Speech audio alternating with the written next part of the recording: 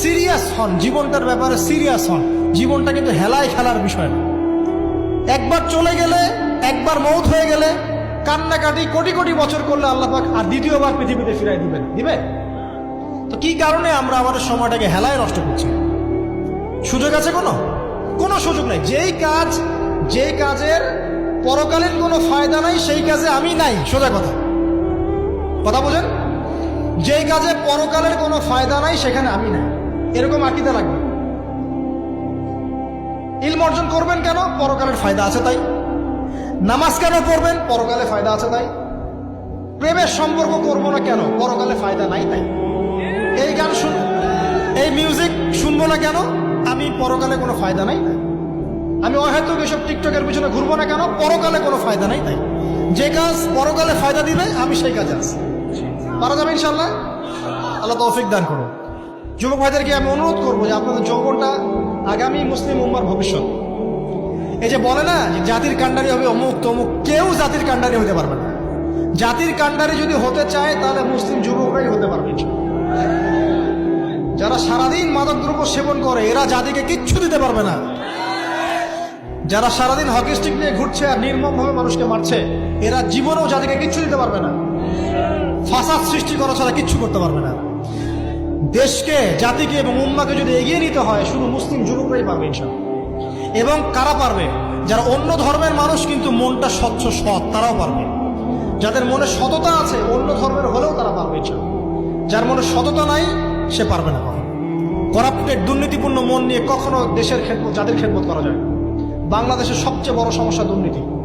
বাংলাদেশের 1 নম্বর সমস্যা দুর্নীতি।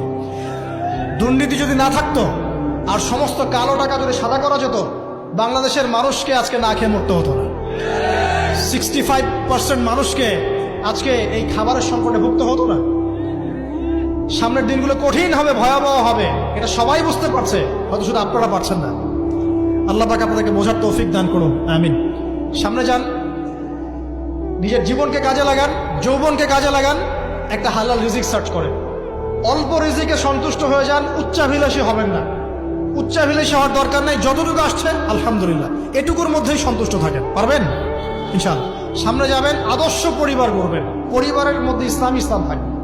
পরিবারের পিতা হবে ইব্রাহিম, পরিবার সন্তান হবে ইসমাইল, পরিবারের স্ত্রী হবে হাজারা অথবা সারা আলাইহিস সালাম। দিনদার ছেলে নাই, বিয়ে নাই। দিনদার মেয়ে নাই, বিয়ে নাই। ওই যেটা আপনি মনে করছেন রূপ সৌন্দর্য হাবিজাবি কিচ্ছু থাকবে না ভাই, কিচ্ছু থাকবে না। 1 বছর 2 বছর পরে সব শেষ।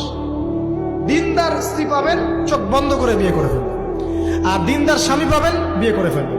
আমার স্বামী কত বড় ব্যাংকের চাকরি করে, কত বড় ডিগ্রি, কত বড় সার্টিফিকেট, এটা পরের ইস্যু।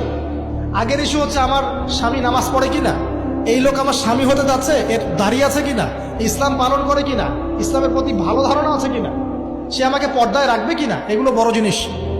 পরিবার গড়বো ইসলামিক ভিত্তিতে। ইসলাম নাই, পরিবার নাই।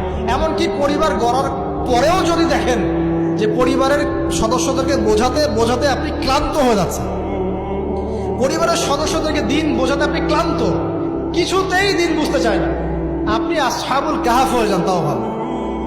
বুঝেন নাই? আপনি নিজের চটকা তেল দেন, ওটা বাদ দেন, ওর কবরের হিসাব ওর ছেড়ে দেন, আপনি ইব্রাহিম হয়ে যান, আপনি আসহাবুল কাহাফ হয়ে যান, তাও ভালো। ইসলাম নিয়ে কোনো কম্প্রোমাইজ নাই। পরিবারের সদস্যরাও যদি আল্লাহর পথে চলার ক্ষেত্রে প্রতিবন্ধকতা সৃষ্টি করে বাদ দিয়ে দেন, দরকার নেই।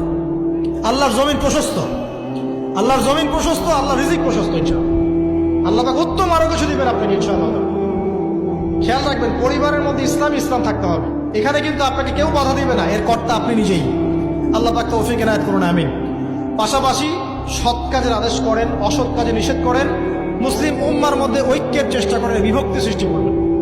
সবার মধ্যে ভালো জিনিস আছে, নিয়ে নেন, খারাপগুলো ছেড়ে দেন। এমন কোন সংগঠন বা দল বা জামা নাই যার 100%ই পরিশুদ্ধ, এমন কোনো নেই, কোথাও নেই। সবার মধ্যেই কিছু না কিছু ভুল থাকবেই, কিছু না কিছু ফল্ট থাকবেই। ওই ফল্টগুলোকে নিয়ে যদি আপনি পড়ে থাকেন আর কাদা ছড়াছড়ি করতে থাকেন, কাজ হবে না। এখন এই যুগটা সেই যুগ না। এটা কি সাহাবীদের যুগ যে চুল ছেঁড়া বিশ্লেষণ করতে হবে? এখন কি খেলাফা কায়েম আছে? সাহাবীদের যুগে খেলাফা কায়েম আছে, ইসলামিক অর্থনীতি কায়েম আছে, ইসলামিক রুলিংস চলছে। তখন সূক্ষ্ম সূক্ষ্ম বিষয় নিয়ে সাহাবীরা একে অপরের সাথে কনফ্লিক্টে যাচ্ছে।